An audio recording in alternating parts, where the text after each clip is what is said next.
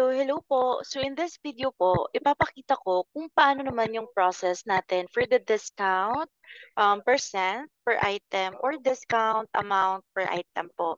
So, the first step that we need to do po is dapat nakalogin na tayo sa ating MOT application. Tap lang po natin yung app. Tap lang natin yung intindahan order po. So, select lang tayo ng slot or kung wala naman po tayong slot, diretso po tayo sa interface na ito. Tap lang natin yung item po. Say for example ako, magse-select lang ako ng random item. Let's say, si burger. Ayan.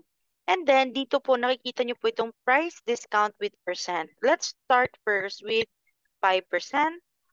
And then, tap lang natin yung okay and back.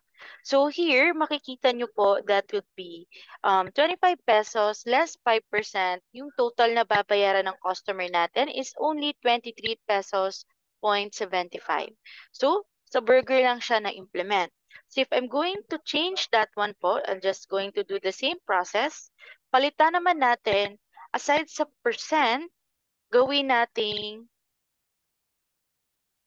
amount. So, say for example, 5 lang yung ilalagay ko, walang percentile sign, and then tap ko lang yung back.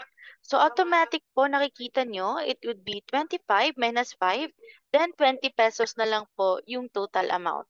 So, that is how we do po our discount per item po in percentage or amount po.